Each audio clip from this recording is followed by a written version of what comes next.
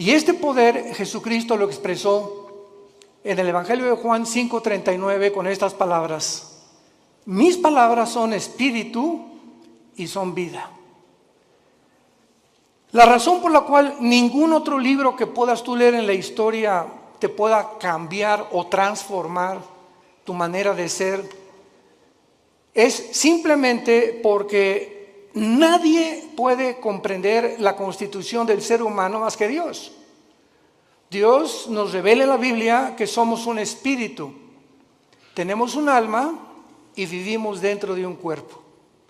Y esto nadie lo ha podido investigar, porque para que sepamos quiénes somos, el Creador es el único que nos puede decir quiénes somos y de qué elementos estamos compuestos. Esto fue la gran equivocación del doctor vienés psicólogo Sigmund Freud, cuando él creyó que simplemente somos mente o alma y cuerpo, y que el problema del ser humano se encuentra en la mente.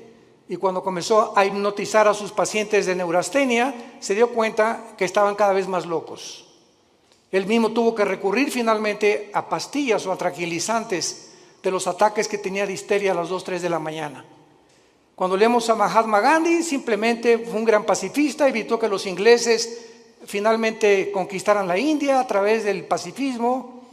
Cuando leemos a los filósofos, nos damos cuenta que alcanzaron un grado de intelectualidad superior a cualquier filósofo del siglo XXI, pero vuelvo a repetir, y el énfasis en esta mañana, en esta tarde, va a ser el poder de la Biblia. ¿Por qué la Biblia tiene ese poder de cambiarte y de transformarte? Simplemente porque la Biblia dice que somos espíritu. Entonces, tú has alimentado toda tu vida tu mente. Y no hay ningún problema en que tú lo sigas haciendo. Vas a la universidad y estudias matemáticas, licenciatura, arqueología, antropología, medicina, lo que tú quieras, ¿verdad? Y es un conocimiento que te va a servir en esta vida. Pero encontramos la mayor parte de las personas, como el expresidente Echeverría, que acaba de morir anoche. Luis Echeverría dijo días antes de morir que él lamentablemente no había podido conocer un poco más de la dimensión espiritual. Y así encontramos artistas, políticos, cantantes, deportistas que han alcanzado el éxito, grandes médicos, grandes psicólogos, grandes cantantes, etcétera, etcétera.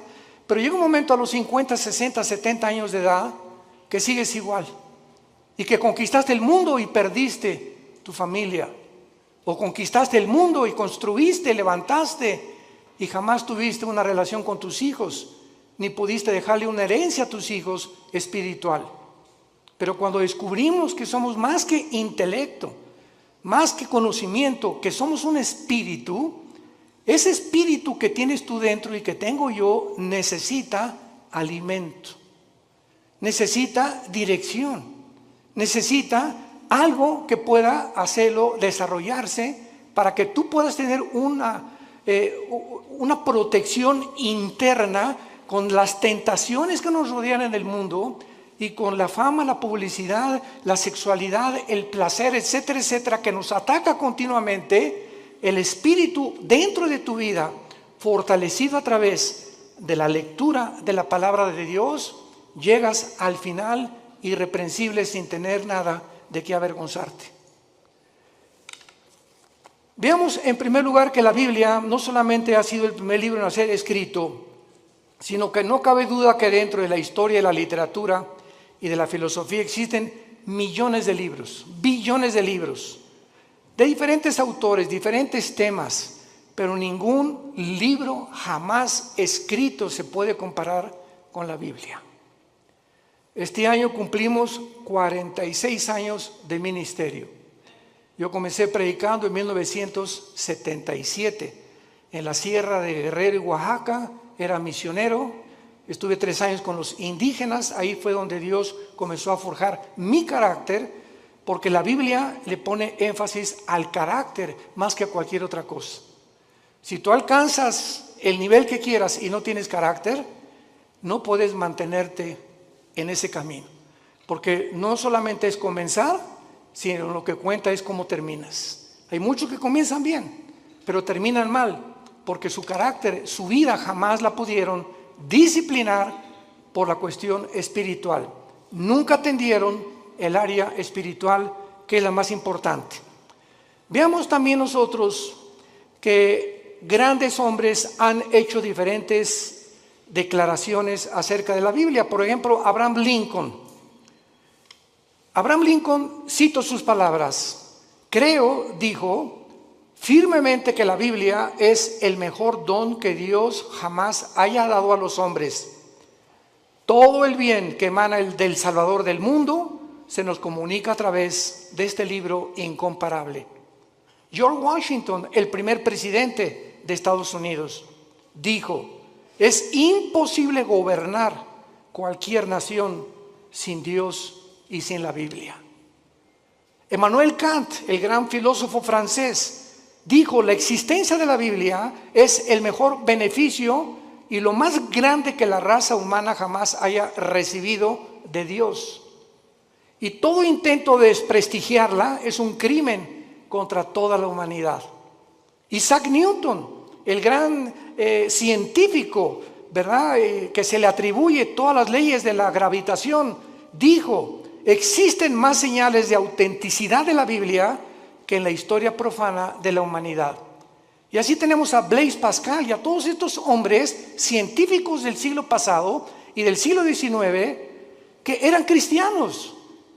Y llegamos al siglo XX, donde estamos en la luna y la tecnología, y se descubre en 1954 la hélice del ADN, del ácido desoxirribonucleico, y la computadora y el iPhone y toda la época cibernética en la que vemos, y endiosa al ser humano. Y nunca en la historia han habido tantos ateos como en el siglo pasado. Nunca en la historia. Los más grandes hombres, Isaac Newton, Blaise Pascal, Pasteur, el mismo Einstein, dijo: Dios no juega al universo con los dados. Pero vino algo que fue la falsamente llamada ciencia, o el conocimiento de la tecnología y de la ciencia, que el hombre simplemente se convierte en un necio, como hemos llegado al siglo XXI. Los científicos, genetistas, químicos del siglo XXI, ¿saben ustedes cuál es el proyecto más grande que tienen? Mejorar al ser humano en lo que se llama el transhumanismo. O sea, le están retando a Dios y le están diciendo: podemos hacer un ser humano mejor que el que tú nos hiciste, a través de experimentos genéticos y tecnológicos y neurológicos. Además de todos estos comentarios, las evidencias de la Biblia son asombrosas. Cuando murió Carlos Sagan, el gran astrónomo ateo en el siglo pasado, ya a finales del siglo XX, Carlos Sagan dijo lo siguiente antes de morir, un mes antes de morir. Se lo dijo a uno de sus hijos: yo hubiera creído en Dios si hubiera más evidencias de su existencia. Hubiera querido que se me apareciera. ¿Y por qué no se nos dijo: yo vivo? ¿Por qué Dios no nos da más evidencias de que realmente hay un poder en el universo que nos pueda guiar? Y cuando él dijo estas palabras, yo recuerdo que en ese tiempo estaba estudiando el segundo doctorado en teología, y le dije a uno de los maestros, porque me gustaba mucho ir a la Facultad de Filosofía y Letras de la UNAM, me invitaron más de 7 veces, en el Politécnico también, a dar conferencias sobre la Biblia y la ciencia y el origen del universo. Le dije a uno de los maestros: ¿cómo es posible que Carlos Sagan haya dicho que le faltaron evidencias cuando la Biblia tiene evidencias científicas? ¿Cuál es la evidencia del mundo para que el ser humano atribuya la creación a los animales? Pues lo que postuló Carlos Darwin. Carlos Darwin hizo investigaciones en la isla de los Galápagos, enfrente al Ecuador, buscando una raíz o una relación con los animales. Él nunca dijo que veníamos de los animales, postuló, dijo probablemente en su libro, el libro de las especies, el origen de las especies, pero jamás él asegura ni confirma que veníamos de los animales. Y durante todo el siglo XX, todas las universidades, todavía hay escuelas, esto es impresionante, que sigan enseñando que nosotros tenemos el origen en Chita y en los animales. Cuando se descubre la genética del ADN en 1954, se derriba completamente la teoría de la evolución, porque es imposible, señores científicos que nos escuchan y maestros de las universidades que nos visitan o que nos ven a través de la televisión, es imposible que una ADN de un toro sea igual al de un caballo, y es imposible la mutación de una especie a otra especie. Y hasta este momento no hay ninguna mutación, jamás, lo que se llama el famoso eslabón perdido, para que un conejo se convierta en una ardilla o un ser humano en un animal. Las cromosomas y los ácidos que tiene el cuerpo humano, que forman parte de toda la estructura anatómica que nosotros recibimos de Dios, hacen imposible la evolución, un cambio de genética de un cromosoma o de un ADN a otro ADN. La física dice que realmente la ley de la entropía, que todo va de mal en peor, que todo, la segunda ley de las teorías físicas, que es lo que establecen, que todo se está echando a perder, que todo se descompone, que todo tiene un proceso de deterioro, y la evolución dice que vamos de menos a más. ¿Y la biología qué nos dice? ¿Quién es una mujer? ¿Qué contestarías si te preguntaran quién es una mujer? ¿Qué es lo que hace a una mujer diferente de un hombre? Simplemente la mujer tiene 2 cromosomas XX. Eso es lo que hace mujer. Si tú tienes cromosomas 2XX, eres mujer, eres del sexo y del género femenino. ¿Quién es un hombre? Una persona que tiene cromosomas XY, y la Y no la tienen las mujeres. Y si tienes el cromosoma Y y tu mente te dice que no eres lo que la biología y la genética establece, ya no la Biblia, tu problema es mental, no es físico. ¿Se dan cuenta al punto a donde hemos llegado de estupidez mental? Y de la forma en la que hemos llegado a publicar y a tratar de hacerles creer a los niños que no son niños, que son niñas, y a las niñas que son niños, y que se está aceptando, como la famosa compañía Disney, ya promoviendo películas de homosexuales y de lesbianas entre los niños y las niñas. Este es el mundo de nosotros, un mundo completamente oscurecido, anticientífico. Jamás se había atacado la ciencia en la forma en la que se ha atacado actualmente. Lo que enorgulleció al ser humano en el siglo XX, en la ciencia se volvió contra los médicos, haciéndolos, profesando ser sabios, se han convertido en necios. Veamos en la segunda carta que el apóstol Pedro escribió hace 2000 años. Los que traigan su Biblia la pueden abrir en la segunda carta de Pedro, capítulo 1, versículos 19 y 21, y veamos algunas evidencias de la Biblia en cuanto a su enseñanza y al propósito de Dios para habernosla dejado. Comienzo diciendo que si Dios existe, vamos a hacer una línea de lógica elemental. Si Dios existe, no nos dejó al azar, ni al accidente. Tuvo que haberse de alguna forma comunicado con nosotros, porque si Dios existe, su más grande anhelo es que sus criaturas le conozcan, le sirvan y le adoren. Y esta es la razón por la cual envió a Jesucristo su Hijo hace 2000 años, para que Él pudiera decir: yo soy el camino, yo soy la verdad, yo soy la vida. El que quiera conocer la voluntad de mi Padre conocerá si la doctrina es mía o si yo hablo por mi propia cuenta. El que habla por su propia cuenta, su propia gloria busca. Yo he venido a buscar la gloria y a hacer la obra de mi Padre que me envió. Mis palabras son espíritu y son vida. Yo soy el pan que descendió del cielo, yo soy el camino, la verdad y la vida. Estas palabras de Jesús en Juan 14:6 son las que cambiaron mi vida hace 48 años. Cuando yo me enfrenté a Jesucristo en la Biblia, yo venía del Partido Comunista porque me convertí en un ateo decepcionado de la religión popular en México. Quería ser cura a los 13 años de edad. Me decepcioné tan grandemente de la religión que me convertí al ateísmo, me fui al otro extremo, porque yo creí que ellos representaban realmente a un Dios que no es el Dios de la Biblia. Y cuando comienzo a leer la Biblia, que me prohibieron leerla, los mismos dirigentes católicos que yo tenía, y leo que Jesucristo dijo, yo soy el camino, yo me acordé de Buda. Buda antes de morir dijo, no soy la verdad, busquen la verdad, le dijo a los discípulos. Mahatma Gandhi dijo, es que Jesucristo fue un gran maestro de moral, pero yo no puedo guiarles al camino, yo solo sé que no debemos estar a favor de la violencia. Cuando leí a Mahoma en el Corán, en los sutras, los versículos del Corán, Mahoma recibe la revelación del Corán a través de un ángel cuando él padecía ataques epilépticos. Y comienza a leer el Corán y ve lo que dice: asesinemos a los judíos y a los infieles, matemos a todos los que no acepten el Islam.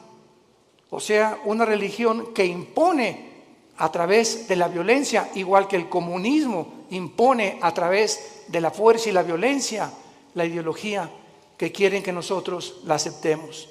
Y cuando me encuentro con Jesús que dice yo soy el camino, no un camino, yo soy el camino. Yo soy, si tú no caminas conmigo, Jesús te está diciendo, estás en un camino que conduce a la muerte. Porque hay caminos que parecen derechos, pero su fin es camino de muerte. Cuando Jesús dice yo soy el camino, yo soy la verdad, me pasé años en el comunismo y en la filosofía buscando qué era la verdad. Nunca un maestro me dijo qué era la verdad. Y reta a tus maestros en la Universidad de Filosofía y pregúntales, ¿me puede usted definir qué es la verdad? ¿Por qué? Porque no creen en las verdades absolutas. La verdad que existe actualmente en el mundo científico y en el mundo universitario es, si tú crees eso, síguelo creyendo, no me hagas creer lo que yo creo. Si tú crees que ser homosexual es bueno y tú no, pues no seas homosexual. Si tú quieres ser ateo, o sea, cada quien tiene su verdad. Cada quien piensa filosóficamente en la verdad, en la forma en la que tú quieras pensar. Entonces, esto se llama relativismo, donde no hay una verdad absoluta. Cada quien piense y cada quien tiene su propia verdad. Si tú crees que abortar es malo, ¿verdad? Pues entonces no abortes. Si tú crees que abortar es bueno, o sea, no hay una regla, no hay un parámetro para establecer códigos de conducta y de ética en el mundo más que en la Biblia. Y cuando Jesús dice yo soy el camino, la verdad y la vida, ahí te caes derrumbado totalmente. Él dice que Él es la razón por la cual tú existes, que esta es la razón por la cual tú naciste, que Él es la razón por la cual tú tienes que vivir la corta vida que nos queda, y que si tú no caminas con Él y no crees la verdad que Él trajo al mundo y no entiendes que Él realmente puede transformar tu vida no se pudo comparar con la de una vaca, con la de un perro o con la de un ratón. Los animales se levantan, pastan, comen y se acuestan, se duermen, comen, pastan y se acuestan. Millones de seres humanos viven bajo la misma rutina.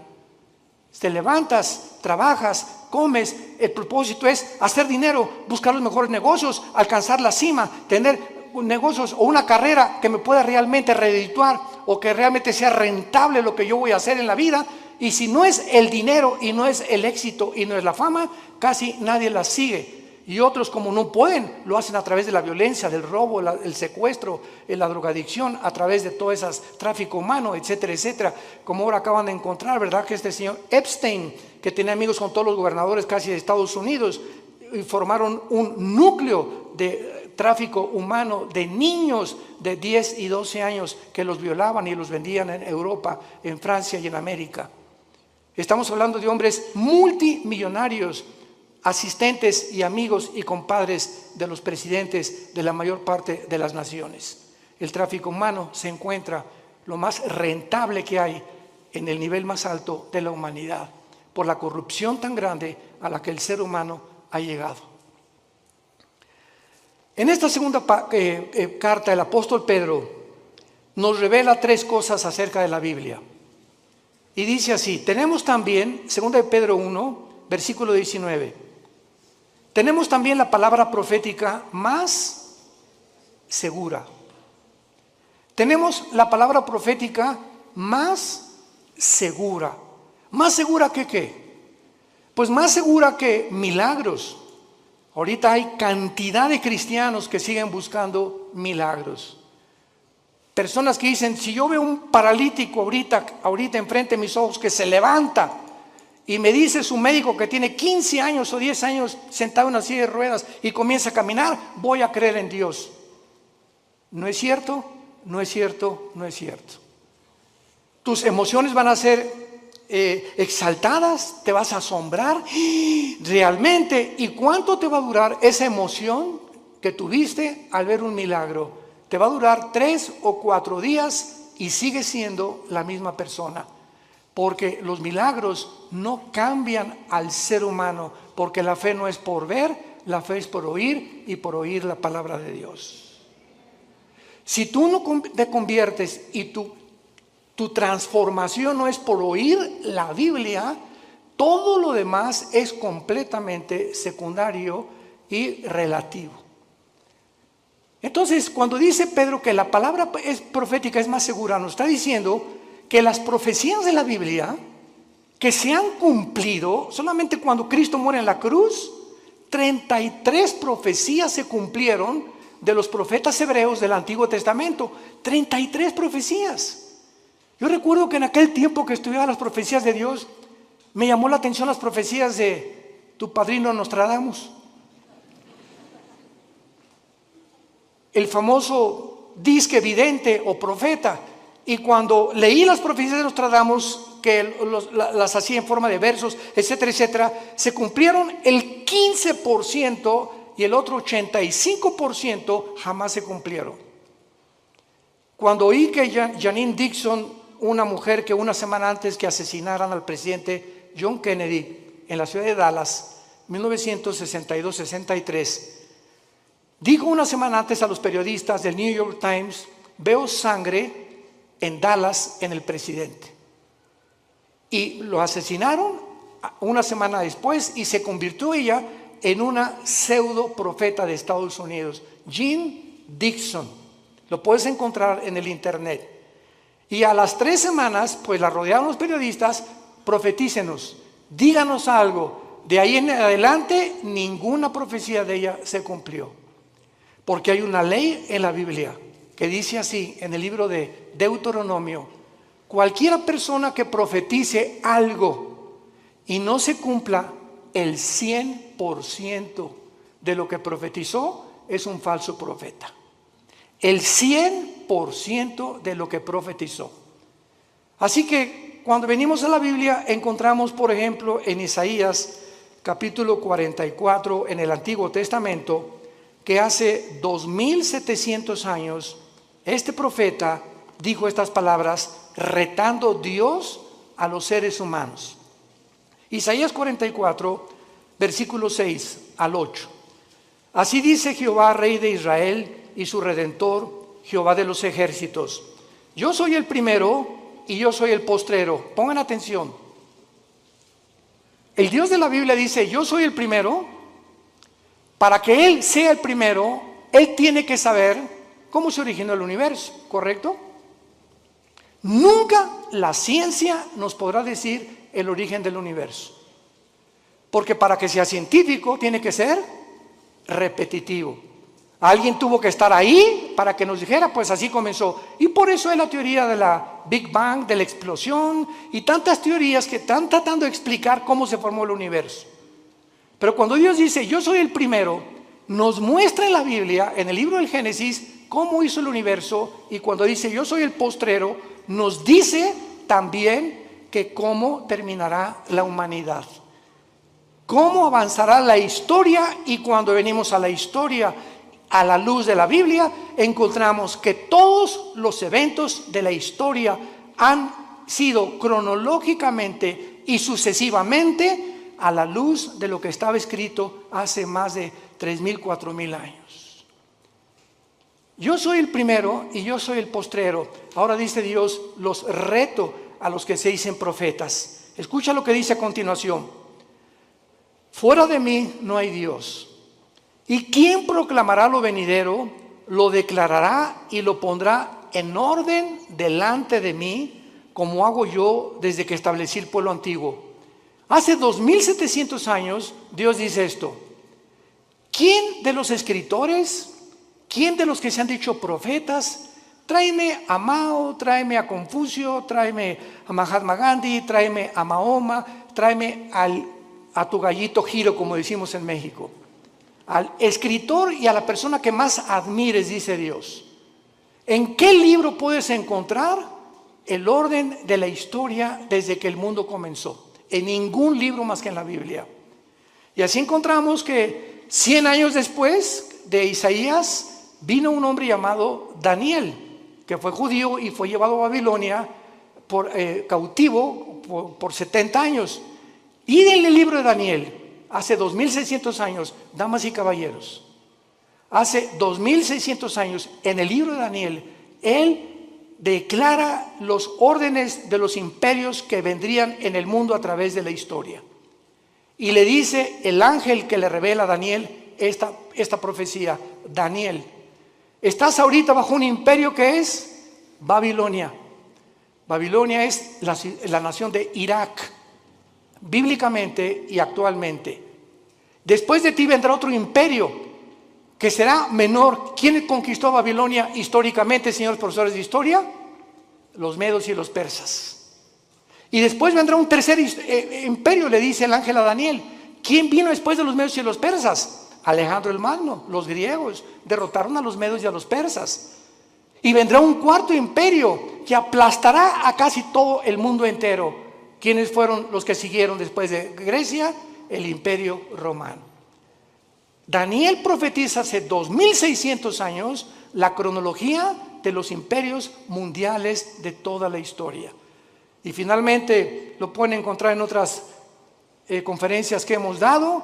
Vendrá otro imperio que son los 10 dedos de los pies de la estatua de Nabucodonosor, que el anticristo, el próximo gobernante y dictador mundial, formará una confederación política de 10 naciones.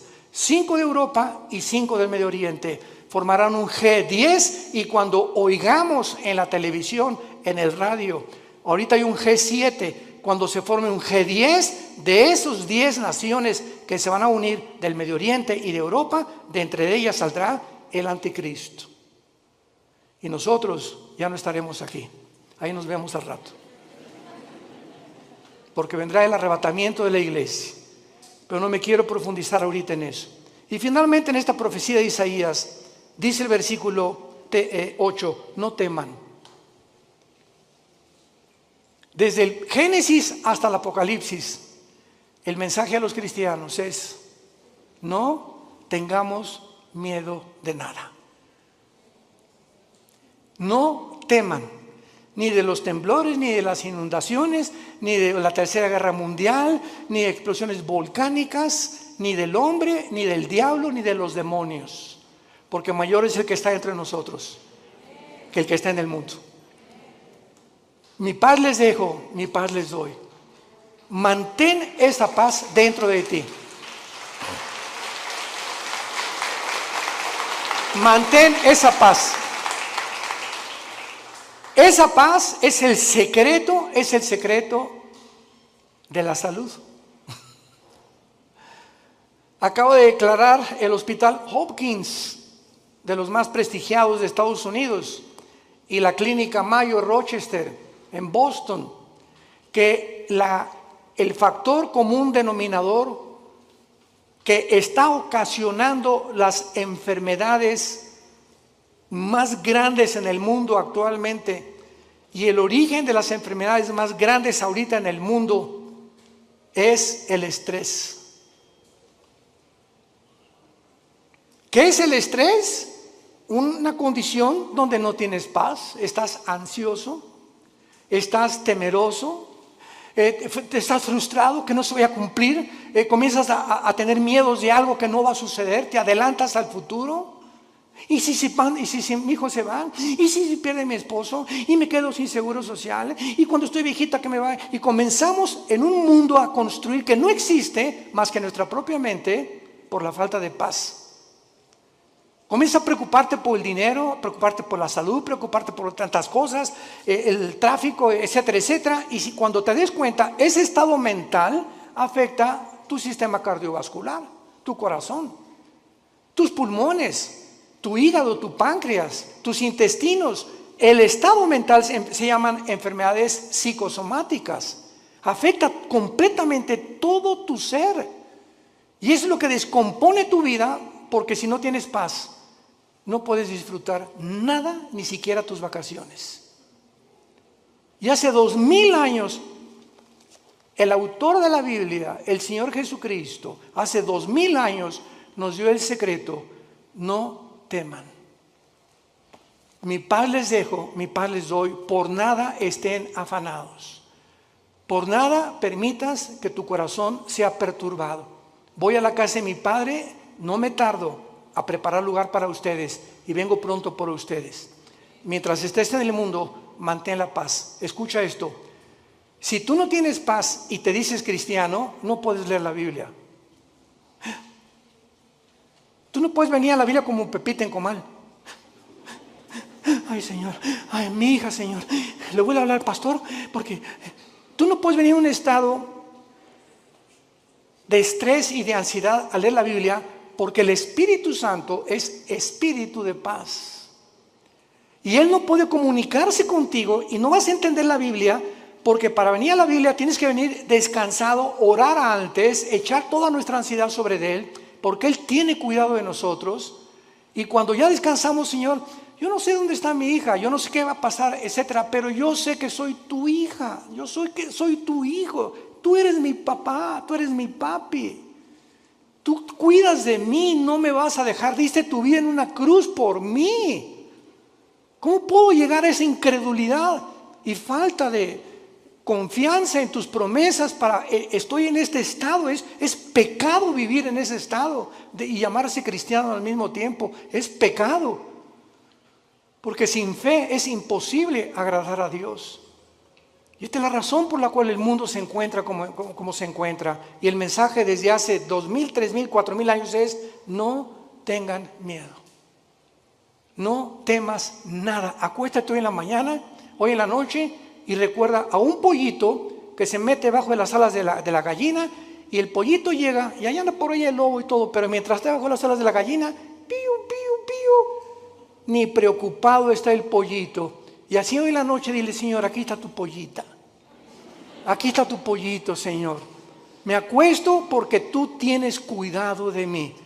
Escúchame, cuando Dios ve esa actitud en tu vida, te protege y te bendice.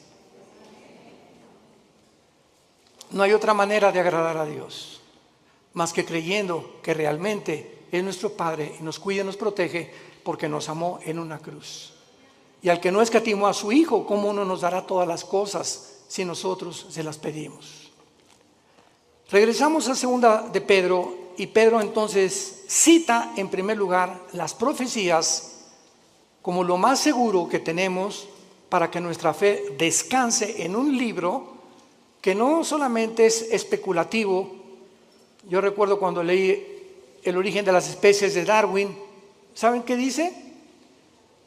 Chance y, puede que, no estoy seguro, a lo mejor. Eso no es un lenguaje científico, por el amor de Dios. Un lenguaje especulativo. Vienes a la Biblia y escuchas: yo, el Señor, he dicho. Y todo lo que menciona la Biblia es afirmativo, porque no hay absolutamente ninguna contradicción en la palabra de Dios, porque fue inspirada por Dios.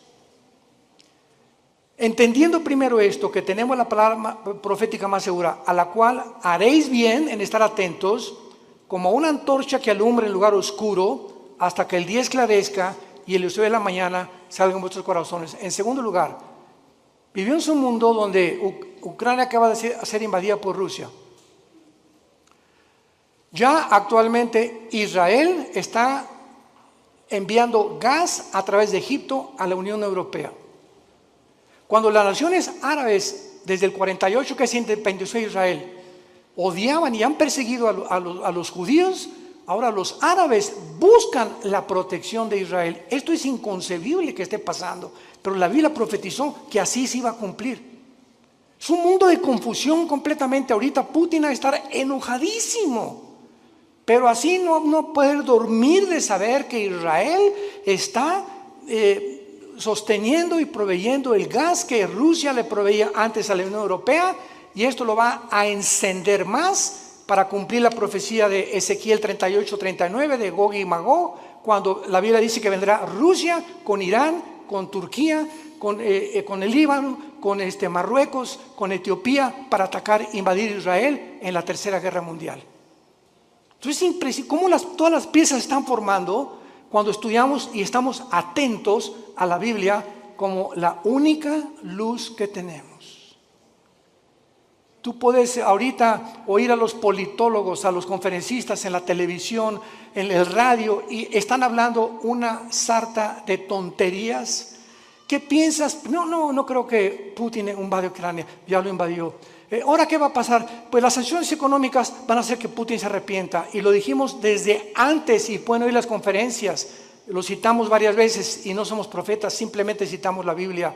De acuerdo a la Biblia, Ucrania no podía ser devuelta a la Unión Europea, ni tampoco convertirse en la OTAN, porque Ucrania es de las naciones magogitas que forman parte de la invasión final de Rusia contra Israel. Y Ucrania viene bajo el nombre de Magog. Toda la región de Magog, que es el noreste, Lituania, Estonia, Latvia, Kirguistán, Kuzbekistán, Kazajistán, Pakistán, Afganistán y todas las que están al sur junto al mar Negro y al mar Caspio, son las naciones que la Biblia profetizó hace 2800 años que invadirían Israel. Así que bíblicamente Ucrania nunca va a dejar de estar bajo el poder de Putin. Y ahora Putin va a seguir con las demás, por eso ya Finlandia y Suecia corrieron a la OTAN y están buscando el paraguas de la OTAN porque temen la invasión también de Putin. Todo está escrito exactamente como la Biblia lo profetizó. Y todas las demás opiniones son opiniones especulativas, hipótesis, teorías que la gente tiene. Y cuando nos entrevistan a los cristianos, les decimos, esto va a pasar, y esto va a pasar, y esto va a pasar. No lo digo yo, está escrito en este libro. Haríamos bien en estar atentos a la Biblia, hoy más que nunca. Escucha esto, no hay otra luz en el mundo, no hay otra luz más que la Biblia. ¿Y sabes algo más? Tú eres la luz. Tú eres cristiano, tú eres la luz. Tú eres la única luz en tu casa. Tú eres la única luz en tu taller de carpintería. Tú eres la única luz en tu bufete de abogados. Tú eres la única luz en tu clínica de médicos. Tú eres la única luz en tu escuela, en tu universidad. Los cristianos somos la única luz y tenemos alrededor a gente muriéndose, lastimada, enferma, necesitada. ¿Y tú callado? ¿Por vergüenza, por pena de hablar de Jesucristo? Y de decirles que Jesús es la única respuesta y que los invitas a conferencias como estas para que puedan ellos abrir los ojos a la realidad espiritual del mundo. Si tú eres ese tipo de personas, vas a dar cuentas en el día del juicio a Dios. Porque el Espíritu Santo vendrá sobre nosotros, Hechos 1:8, y me serán testigos. ¿Eres testigo? Desde el tiempo que tú te convertiste, ¿hay alguna persona que tú le hayas hablado de Cristo y que lo hayas guiado a la cruz? Examina tu corazón llegando hoy en la noche, ponte rodillas y ora a Dios y dile sinceramente: Señor, te pido perdón. Tengo 3 años en Cristo, tengo 5 años en Cristo, tengo 10 años en Cristo y a nadie le he hablado de ti, ni los he guiado a la cruz, ni he orado con nadie y me digo cristiana y me digo cristiano. Cuando nosotros examinamos nuestra vida, tengamos cuidado de pasar el tribunal de Cristo. Y en penúltimo lugar, dice el apóstol Pedro, pongamos atento a la Biblia que alumbra en lugar oscuro. Nunca las tinieblas habían sido tan grandes como ahorita. Políticamente, cuando el comunismo se demostró, en 1991, Mikhail Gorbachev, con su perestroika, que fue un fracaso la ideología comunista, que no funcionó en todo el siglo XX, en ningún país, porque el ser humano regresa a desenterrar esa ideología. Cuando se demostró del 48, que ganó el 45 en la Segunda Guerra Mundial, hasta ahorita, que el mundo prosperó con el capitalismo, con las democracias, porque ahora son completamente desprestigiadas, barridas, echadas a la basura. Ya no hay democracia, ya no hay capitalismo, ahora hay socialismo y ahora hay comunismo. Cuando la historia nos muestra que son ideologías que fracasaron. No necesitamos discutir nada, la historia demuestra que el hombre no aprende de la historia. Políticamente, religiosamente, científicamente, filosóficamente, en cualquier área que tú me menciones, el mundo está de cabeza. Es un mundo de locos. Escucha las declaraciones de los gobernantes en el mundo, la mayor parte de ellos, lo que están hablando. Hablan, de veras dices tú, Dios mío, ¿cómo puede este hombre dirigir un país con las cosas que él habla? Así está el mundo de loco. Y la mayor parte de la gente lo está aceptando. Y finalmente dice el apóstol Pedro, entendiendo primero que ninguna profecía de la Escritura es de interpretación privada. La Biblia, tú no puedes venir y decir, yo creo que esto dice, o voy a interpretar que esto es lo que significa. Cuando tú vienes a la Biblia y tratas de interpretar de acuerdo a tu percepción o a la forma como tú visualizas un versículo o un pasaje, sígueme con mucho cuidado, sin tener en cuenta los demás pasajes de la Biblia, te conviertes en un hereje, en una hereje. Porque no es de interpretación privada. La Biblia está compuesta por 66 libros. 66 libros escritos en más de 1500 años. Por más de 40 autores diferentes. Pastores, profetas, Isaías trabajó en el gobierno, Daniel fue asesor de los emperadores, por diferentes personas de diferentes oficios, diferentes profesiones. Pero los 66 libros de la Biblia fueron guiados y están articulados como una tela, como los hilos de una tela que forman una alfombra completamente integrada. Y cuando tú sacas un hilo, haces que otro hilo se desgaje y comienzas a romper el tejido. Entonces tú no puedes sacar un hilo sin tener en cuenta los demás hilos de la tela. Y así es la Biblia. Entonces las personas que han tratado de sacar versículos de la Biblia, como los mormones, que Jesucristo no es el Hijo de Dios y que todos tenemos 10 esposas. Los hombres, amén. ¿Verdad? Pues claro que todos simpatizan con eso. Por eso prospera el mormonismo, es la religión más multimillonaria que existe ahorita en el planeta Tierra. Los testigos de Jehová, el infierno no existe. Jesús no puede ser Dios porque él dijo, es que yo soy menor que Dios, mi Padre es mayor que yo, y no entiende que él bajó al mundo y se puso debajo del Padre temporalmente para someterse y regresó al mismo nivel que el Padre y está sentado a la diestra del Padre en las alturas, y toda potestad le ha dado en el cielo y en la tierra, por no tomar en cuenta otros pasajes de la Biblia, por no estudiar diligentemente la palabra de Dios. Y por eso hay tantas versiones de la Biblia, que la de Reina Valera 1960, la Nueva Versión Internacional, la King James, etcétera, etcétera. ¿Por qué hay, para terminar, pregunta, diferentes versiones de la Biblia? Simplemente por el lenguaje.